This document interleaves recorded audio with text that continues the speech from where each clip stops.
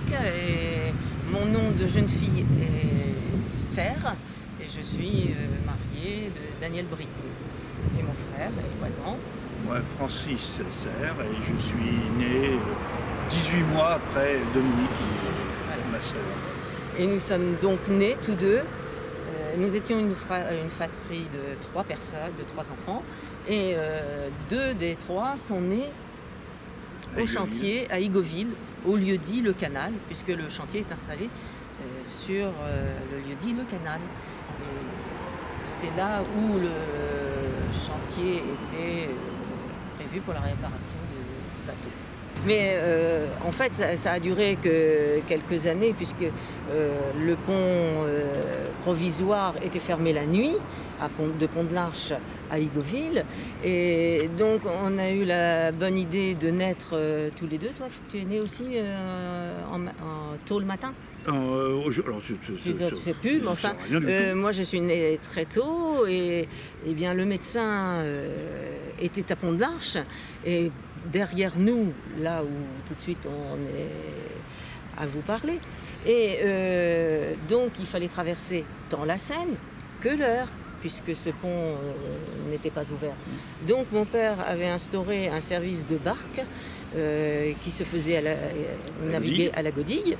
Et on traversait, lui, mon père, donc, est venu chercher le médecin du chantier à Lille, a traversé l'île. De Lille a repris une autre barque qui était en instance pour venir de l'autre côté et aller chercher le médecin qui habitait à 150 mètres de l'Eure. Parce que l'accouchement s'est fait dans le chantier. Hein, dans le chantier. Nous, il n'y a pas que des bateaux qui étaient... Non, nous sommes nés... physiquement dans le chantier. Dans le chantier, dans l'habitation de nos parents. Voilà, et donc ça a toujours été un souvenir pour ce médecin qui nous en a toujours parlé à chaque fois qu'il nous voyait tout gamin. C'est un souvenir fort pour lui d'avoir mis naissance. Et toi, tu as eu un problème de brouillard, enfin toi, pas toi, mais... Oui, moi non, mais le médecin, oui, c'est-à-dire qu'il s'est retrouvé au milieu de la Seine avec un brouillard épais. Et pour tous ceux qui ont fait du bateau dans le brouillard, sans repère particulier ni boussole, quand ils sont partis comme ça un peu à l'arrache, entre guillemets, eh bien, il s'est retrouvé au milieu de la Seine sans savoir s'il fallait qu'il aille à droite, à gauche, tout droit ou derrière. Hein, puisque, il nous a toujours dit que c'était le courant. Il a suivi un peu le courant et il s'est dit que le courant, à l'époque, il l'avait repéré en montant dans la barque et que donc, en fait, le système le mieux, c'était de suivre le courant. Hein, c'est-à-dire qu'il laissait un tout petit peu la barque dériver et à ce moment-là, il se disait « Ah bon, ça y est, c'est dans ce sens-là, donc il faut que j'aille en perpendiculaire puisque le but, c'était de traverser. Hein, ». Voilà. C'était pour la petite histoire, mais il a raconté ça tout au long de sa carrière voilà, professionnelle. Ça, oui, oui. Tout à fait. En tout cas, c'était un bon médecin, hein, parce qu'on est toujours là pour l'instant.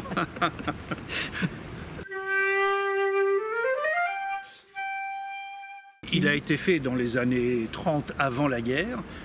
Bon, bien sûr, pendant la période de guerre, il a pratiquement cessé son activité. Et justement, la reconstruction des bateaux, la réparation des bateaux a commencé dans les années 48, enfin après 45, enfin après la guerre. Et c'est là que réellement l'activité de chantier fluvial a pris tout son essor. Alors aussi ici à Pont-de-l'Arche, à Igoville, Pont-de-l'Arche, mais aussi à Rouen, enfin sur tout l'axe de la Seine, et puis Conflans-Sainte-Honorine, Andrézy, enfin toutes ces villes sur la Seine ont toutes eu des chantiers de réparation fluviale, puisque la flotte fluviale était importante.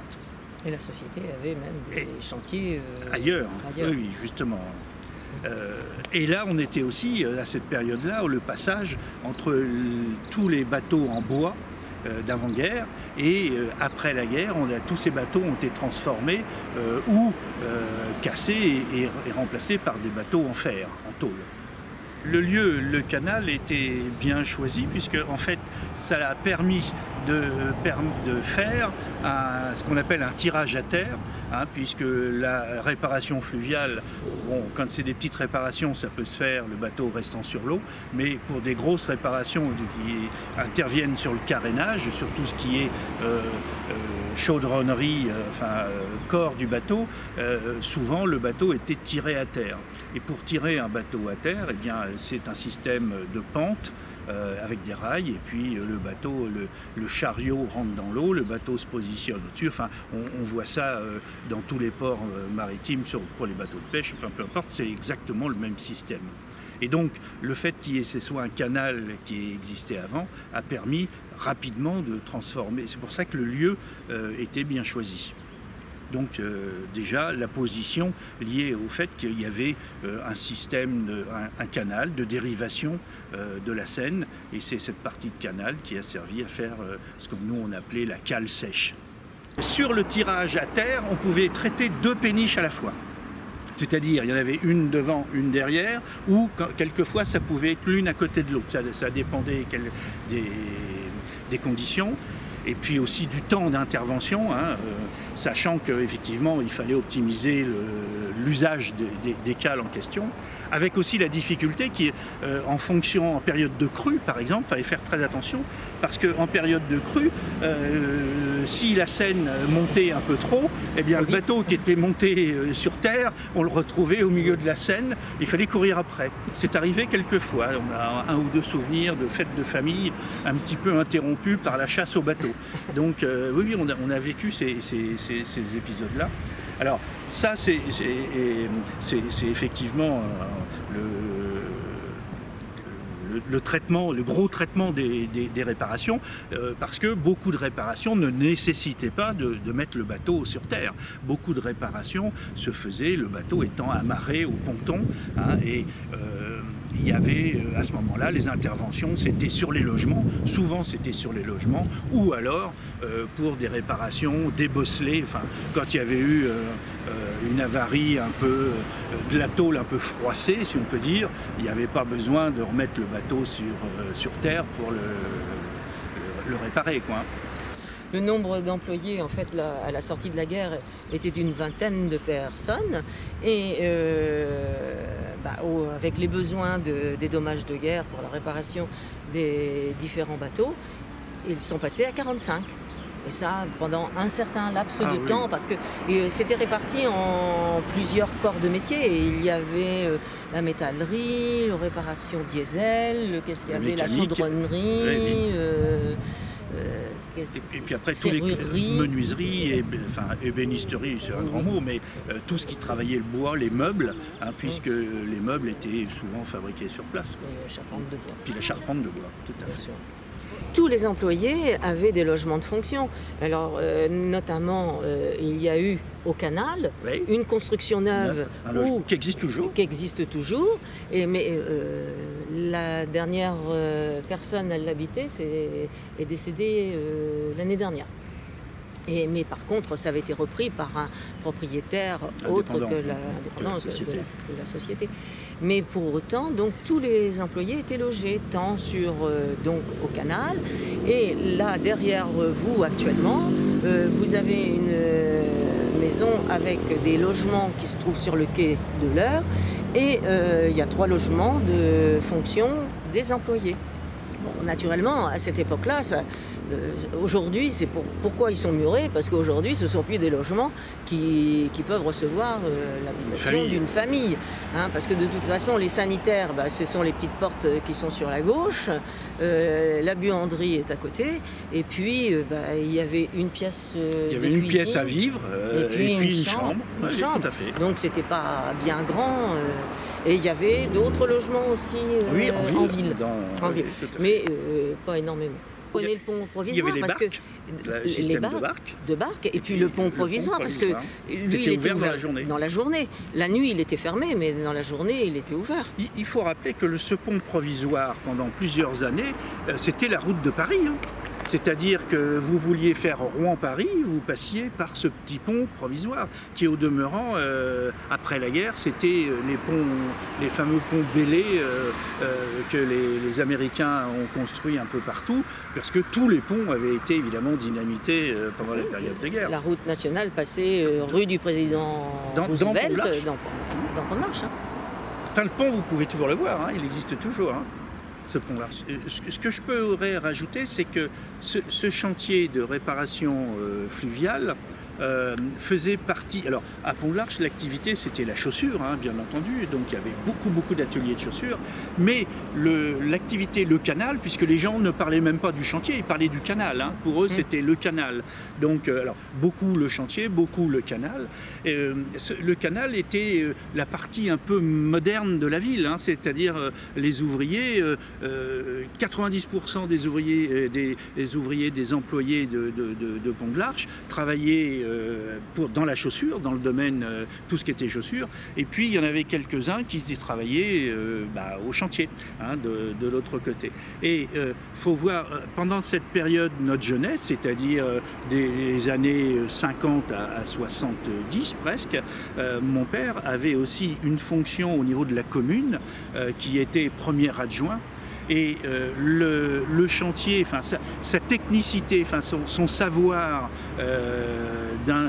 d'ingénieur mécanique, etc., et puis de tout corps d'État, puisque finalement, je rappelle que sur un bateau, il y a tous les corps d'État, enfin beaucoup des corps d'État, en tout cas à l'époque, et donc, en fait, ça faisait qu'il avait, dans sa fonction de premier adjoint, il s'occupait de tout ce qui était technique, et le maire, lui, il s'occupait de toute la partie administrative. Et pendant plusieurs années, j'oserais presque dire presque 2 décennies, ils ont fait, oui c'est ça, hein, ils ont fait un duo exécutif au niveau de la commune assez dynamique et performant, parce qu'il y avait, j'oserais presque dire, la tête et les jambes, hein, c'est-à-dire le technique était traité de façon très efficace, mais aussi l'administratif. Donc, si vous voulez, dans la vie locale, le chantier, c'était beaucoup de... C'était important, et moi j'ai le souvenir aussi de beaucoup d'archépontins, enfin de personnes de Pont-de-l'Arche ou d'Igoville, hein, puisqu'il y avait aussi la ferme d'en face. Ils venaient régulièrement faire réparer tous ces matériels agricoles, ressouder, forger, etc.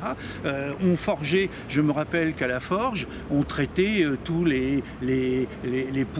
toutes les pointes des maçons pour leur marteau-piqueur, etc. Enfin, il y avait toute une vie locale aussi qui tournait autour de ce chantier. Il y avait le fluvial, bien entendu, mais il y avait aussi le fait que c'était un atelier important de mécanique, chaudronnerie, plomberie. Enfin, il y avait toujours une solution. Il y avait toujours, oui, c'est ça. Et sur un bateau, en plus, c'est pareil, hein, c'est comme aujourd'hui, quand vous êtes en mer, il y a un problème, et il faut le traiter. Et bien, sur un bateau, c'est la même chose. Hein. Il faut trouver des palliatifs. Moi, en fait, ce qu'il faut dire, et on peut peut-être à ce moment-là aussi en profiter pour dire qu'on est resté, nous, Dominique et moi, tout jeunes, on est resté 3-4 ans de l'autre côté, c'est-à-dire dans le chantier même, il y avait deux ou trois logements, 2 ou 3 maisons, petites maisons, et donc nous, on en a habité une pendant 3-4 ans, et après, on est venu sur la maison de Pont-de-l'Arche, qui s'est trouvée après juste à côté du pont, mais on a habité cette maison-là. Alors pourquoi je dis ça? Parce que en fait, quand j'étais jeune, après l'école, souvent, ma mère nous emmenait au chantier. Et quand je dis elle nous emmenait au chantier, c'est-à-dire qu'à l'époque, le pont avait commencé on commençait par passer par l'ancien pont, et puis après, il y a eu le nouveau pont. Et le soir, souvent, ou le jeudi, puisque nous, à l'époque, c'était le jeudi, le jour sans cours l'après-midi, eh bien, on le passait au chantier. Et là, c'est là qu'effectivement, je me suis retrouvé à passer des après-midi entières à courir dans les ateliers. Alors, bien sûr, j'avais pas tout à fait le droit d'aller sur le ponton qui est qui n'est pas enjambé, mais qui donnait directement sur la Seine. Mais il y avait l'atelier chaudronnerie, il y avait l'atelier mécanique, il y avait la forge. À l'époque, on forgeait beaucoup, les pièces, et notamment pour river les tôles. Pour les bateaux de fer, eh bien, ils étaient rivés exactement comme pour la Tour Eiffel. On vient de fêter si je crois bien, les 100 ans de la mort de Monsieur Eiffel. Je ne sais pas si c'est les 100 ou autre chose, mais on a beaucoup parlé du système d'assemblage des tôles par rivets. On a vécu cela pendant pratiquement 7-8 ans, où on posait les rivets, sauf qu'on ne les posait plus au marteau, mais on les posait avec des marteaux pneumatiques. Et ça, c'était tout début. Moi, j'ai vu arriver au chantier les premiers marteaux pneumatiques, hein, pour rifter les rivets chauds. Donc la forge servait à cela. Après, il y a eu tout l'atelier menuiserie, hein, et dans l'atelier menuiserie, avec des particularités pour les compagnons, il y en avait des charpentiers, beaucoup, parce que beaucoup étaient issus de la marine, enfin de la construction en bois, donc on appelait ça les charpentiers de marine. Alors ça, au bord de la mer, on sait très bien pour les bateaux de pêche, mais il faut savoir que tous les bateaux à l'époque tous les chalands étaient en bois, et donc la charpentier de marine. Et puis pour la petite histoire, mon père, si je me rappelle bien, la carte d'identité ou le permis de conduire de notre père avait été fait à Igoville avec comme profession charpentier de marine. Oui, oui, ça c'est sûr. Alors qu'il était ingénieur, enfin qu'il avait fait une école d'ingénieur mécanique à Paris. Hein, donc, mais à l'époque, la valorisation se faisait presque plus par le terme de charpentier de marine que par mécanicien ou ingénieur en mécanique. Alors, la fonction de mon père a été en fait de reconstruire la flotte après la guerre, hein, puisqu'il a intégré ce chantier juste après la guerre de 45, dans les années 46. Donc sa fonction était réellement de remettre en état cette flotte, de faire évoluer les bateaux, de passer du bois au fer. Hein, et donc c'est pour ça qu'on l'effectif est passé d'une 20-25 à 45 assez rapidement, parce que il y avait effectivement toute cette flotte à reconstruire et à remettre en état. Et moi en fait j'y ai passé beaucoup de jours pendant mes vacances, hein, j'y allais souvent, et puis mon père m'a appris, mon père m'a appris à souder, à bricoler. Enfin, à l'époque, on avait cette possibilité-là, et avec les employés du chantier, en fait, on était bien traités, quoi. Il y avait un lien amical. Voilà, c'était presque une famille, puisqu'on a habité avec eux pendant quelques temps. Enfin, donc, c'est vrai qu'on côtoyait cette vie au quotidien. Ce chantier, on vivait matin, midi et soir, hein, quelquefois. Moi, je ne me suis pas investie. Je venais simplement voir mon père sur le chantier, et puis voir les employés qui étaient toujours sympathiques avec nous. Alors, on allait au magasin, hein, tu te rappelles? Tout à fait. Mais moi, j'étais plutôt en retrait. Hein. Et puis, il faut dire aussi que la bravoure, en n'étant pas de mise à cette époque-là, monter sur les bateaux, comme il paraît que c'était dangereux, je restais en arrière de l'appontement. Ça m'allait très bien. Alors moi j'y ai travaillé, officiellement, et j'ai des bulletins de salaire qui ont été faits par la société d'exploitation, enfin la TAF à l'époque. J'ai des bulletins de salaire parce que l'été, je graissais les écoutilles. Alors c'est quoi graisser les écoutilles? Les écoutilles sur un bateau, c'est les morceaux de fer, enfin les tôles que l'on met les unes à côté des autres sur le bateau pour empêcher la pluie, qui du reste va pas tarder, mais pour empêcher la pluie de mouiller la cargaison. Donc ces écoutilles-là étaient en fer, elles rouillaient, et donc il y avait un tas d'écoutilles importantes dans le chantier, et tous les ans, pour éviter qu'elles rouillent, on les graissait. Alors c'était quoi? On les huilait. Alors on avait des brosses au bout d'un manche. Quand je dis on, j'avais, hein, parce qu'il n'y avait pas beaucoup de volontaires pour faire ça. Et donc, on donnait un coup de brosse métallique pour enlever la rouille, et puis après, on graissait l'écoutille et on passait à la suivante. Mais il y en avait des milliers, hein, donc ça occupait pendant les vacances. Donc j'ai été occupé pendant une ou deux grandes vacances à faire ça. Et puis après, on est passé à autre chose, parce que huiler les écoutilles, d'abord, la loi nous a interdit au chantier de navigation de graisser, puisque souvent, longtemps, pour empêcher la tôle de rouiller, les tôles étaient huilées. Alors elles étaient huilées avec quoi? Avec l'huile de vidange, hein, c'est-à-dire qu'on ramassait dans les garages du coin, on ramassait des bidons d'huile, on les stockait dans une cuve, et puis après avec les brosses, on huilait les bateaux. C'est comme ça que dans les années 60, la Seine, de temps en temps, on avait des marques, un petit peu des arcs-en-ciel sur l'eau, parce qu'il y avait des taches d'huile. Et ça a été interdit, alors je ne saurais pas vous dire la date précise, mais je sais que dans les années 60, avant les années 70, c'était même dans les années 60, ça a été interdit de huiler les bateaux, il fallait les peindre avec des peintures spéciales. Je ne vous dirais pas écologique, puisqu'une peinture, à mon avis, n'est jamais écologique, mais enfin, en tout cas, des revêtements qui fassent que ça soit moins nocif pour les poissons.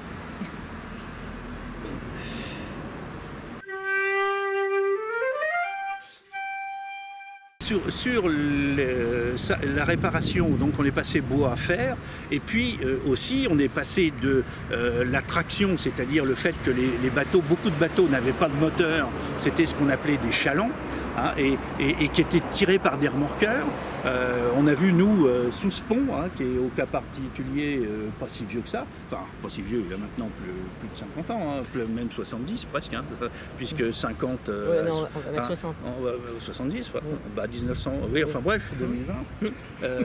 Eh bien, sous ce pont-là, on voyait passer les remorqueurs, et les remorqueurs à vapeur qui baissaient la cheminée. Moi, je garde ce souvenir-là également. Bon, alors ça s'est arrêté dans les années 60, ça, hein, c'était vraiment la fin, mais pour dire que des chalands où il y avait un logement, une famille, et puis qui était tiré par des remorqueurs, eh bien après on est passé à des automoteurs, c'est-à-dire que la fonction du chantier, c'était aussi de transformer ces bateaux qui étaient immobiles, qui n'avaient pas d'autonomie pour se mouvoir, c'est passé avec des moteurs, hein, et donc le chantier, sa spécialité, c'était aussi de transformer ces chalands en automoteurs, les fameux automoteurs dont il y a eu plusieurs feuilletons qui ont été faits sur des péniches qu'on appelait les Fraissinet 38,50 m. Bon, beaucoup ont été mis avec des moteurs, alors les moteurs Volvo, les moteurs Penta, les moteurs Perkins, enfin bref, toutes les marques de moteurs dont les tracteurs agricoles on avait à peu près les mêmes moteurs. La technique de l'agrandissement, ça a été fait, ça. Beaucoup. Moi, j'ai le souvenir d'un ou deux bateaux qui ont été effectivement coupés en deux et pour lesquels on a rajouté 6 mètres, par exemple. 6 mètres de tôle, et puis ressoudés de chaque côté, ou riftés à l'époque, enfin, selon les années où c'était fait. Donc ça, c'était fait. Pour transformer un bateau chaland en automoteur, c'est un petit peu plus compliqué parce que il y a l'arbre d'hélice, bien entendu, qu'il faut installer. Il faut modifier l'arrière, hein, puisque quand vous regardez toujours un bateau de pêche, si vous voulez, à l'arrière, ou là où il y a l'hélice, en général, la coque est beaucoup plus serrée et fine, hein, puisqu'il faut que le mouvement de l'eau permette de le pousser comme il faut. Donc il y avait à redessiner une partie de l'arrière du bateau. Et là, ça ne s'est fait que sur des bateaux en fer. C'était toute la partie chaudronnerie, ça. Donc effectivement, cette partie mécanique a été importante. Alors il y avait cela, et puis il y avait l'intervention sur les logements, qu'il ne faut pas négliger parce que ça nécessitait des plombiers, des électriciens, et les gens vivaient, donc il fallait vraiment avoir un petit logement dans un bateau. Et chaque bateau avait son logement, il y avait même un logement à l'avant. Le logement arrière était en général réservé à la famille du marinier, enfin du marinier, et la partie avant était souvent réservée, c'était le logement de l'aide, enfin de la petite main de l'employé du marinier, si on peut dire. Hein. Il y avait celui qui conduisait le bateau qui était à l'arrière, et puis il y avait celui qui faisait toutes les manœuvres. pour ça aussi qu'on l'appelait le manœuvre, hein, pour être franc. Il y avait celui qui faisait toutes les manœuvres qui étaient logé à l'avant. Alors les manœuvres c'était quoi? Eh bien c'était passer les câbles, les enrouler, enfin amarrer le bateau, c'était utiliser une perche pour éviter de s'enliser ou de s'ensabler quand on arrivait sur un banc en Seine, hein, parce que la Seine n'a pas toujours été draguée comme elle l'est maintenant. Enfin, il y avait toute une vie qui tournait autour de ces bateaux. Moi, j'ai vu ce déclin, si vous voulez, au moment des années 68. Les événements de 68 ont eu un effet... Enfin, il y a eu deux choses. Il y a eu d'abord les événements de 68 en eux-mêmes avec les hausses importantes des rémunérations. Il faut savoir que les mariniers, les familles de mariniers qui vivaient sur ces bateaux, sur ces chalands, ils n'étaient pas encore tous motorisés dans les années 68. Eh bien, ceux qui vivaient sur ces bateaux-là avaient une vie relativement simple et avec comment je pourrais dire, une hygiène de vie qui n'était pas toujours à la hauteur de celle qu'on voudrait avoir aujourd'hui ou que l'on prône aujourd'hui. Et donc, c'est pour dire que, en fait, ces personnes avaient des rémunérations qui tenaient compte de leur logement, mais aussi du fait que le travail était un travail à temps relativement partiel, parce qu'ils n'étaient pas occupés 24 heures sur 24, et ils n'étaient pas occupés tous les jours, puisque les chalands, il y avait un tour de rôle, il y avait une bourse d'affrètement à Rouen, enfin à l'époque, mais enfin bon, peu importe, simplement je veux dire que quand en 68 les rémunérations ont été de façon importante augmentées, pour eux, enfin dans ce secteur-là en tout cas, compte tenu des conventions, eh bien toute cette population d'employés de navigation, eh bien se sont retrouvés avec des rémunérations qui ont fait que beaucoup ont eu une hygiène de vie qui leur a pas permis de continuer leur exploitation, enfin l'exploitation des bateaux. Alors je veux dire quoi? Je veux dire que en face de ces augmentations, les employeurs, les sociétés de navigation ont demandé en contrepartie de ces augmentations un rythme de travail plus important. Et comme les conditions de vie n'étaient pas toujours très bonnes et qu'il y avait quelquefois un usage un peu trop important de certaines boissons, eh bien, le fait d'avoir un rythme de vie, de travail plus important, il y a eu une accidentologie très forte, et il y a eu énormément d'accidents et de noyades. Moi, j'ai ce souvenir de plusieurs accidents et disparitions liés au fait que les mariniers n'avaient pas cette habitude, cette rigueur de vie qui faisait que, eh bien, il fallait traverser les passerelles. Les passerelles, on pourrait vous en montrer, ça fait 30 cm de large. Hein. Quand vous marchez dessus, la passerelle, elle bouge. C'est pas très stable. Hein. Et quand vous êtes dans un état un peu léger, on a vite fait de tomber à l'eau. Alors tomber à l'eau, c'était la meilleure chose qui pouvait arriver. La pire des choses, c'était de tomber dans le bateau. Et le bateau, il fait quand même 5 mètres. Hein, et une chute de 5 mètres sur des cornières ou sur des poutres en bois, c'était en général dramatique. Donc on a eu il y a ça. Et puis bien entendu aussi le fait que bien les conditions de transport ont beaucoup changé. Les bateaux ne transportaient que 200 tonnes ou 250 tonnes et sont arrivés dans les années 65-70 les premières barges de 2000 tonnes. C'était plus des remorqueurs, c'était des pousseurs. Bon, donc on a eu toute cette évolution-là. Et en fait, le chantier, lui, il a fini d'exister dans les années 68-69. En fait, 68, alors, je parle des événements sur l'aspect humain, pour l'aspect humain, mais bien sûr aussi, il y a eu les conditions, l'évolution des conditions de transport qui ont fait que les petits bateaux n'avaient plus la rentabilité, il n'y avait plus de rentabilité et que il fallait des grosses unités pour avoir une rentabilité intéressante. Ces barges-là, pour beaucoup, elles ont été construites dans les pays où la navigation est restée importante, mais avec des grosses unités, notamment le Rhin ou l'Escaut. Et en fait, on est plutôt dans les pays du Nord. Donc ces grosses barges-là sont beaucoup venues de Hollande, ou d'Allemagne du Nord ou de Hollande. Et les premières barges que moi j'ai vues arriver sur la Seine, que mon père, que l'entreprise de mon père avait fait construire et qui sont arrivées par la mer au Havre, parce que le canal il n'existe toujours pas, du reste, le canal pour venir directement du nord de l'Europe à Rouen sans passer par la mer, ça existe, c'est pas encore construit, on en parle mais c'est toujours pas fait. En fait, la barge est venue par la mer au Havre. Et donc, elle est arrivée dans les années 70, 69-70. C'est la première barge qui est arrivée. Et avec ça, après, il y a eu le transport dans ces barges-là, il y avait le transport du charbon, des voitures. Longtemps, le trafic entre la région parisienne, Renault, les constructeurs automobiles Renault, ils avaient des barges à 2 étages où il y avait des voitures. Il en est coulé une fois avant Le Havre. Donc tout le transport s'est fait avec ces barges-là. Et puis après, des containers. Il y a eu aussi ces containers.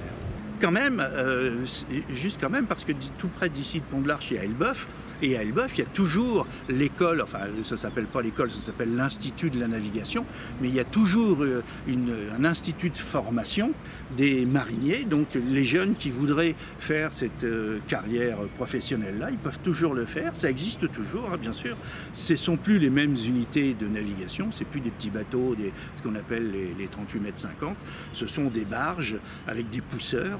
Mais cette école-là les forme de façon importante également et efficace.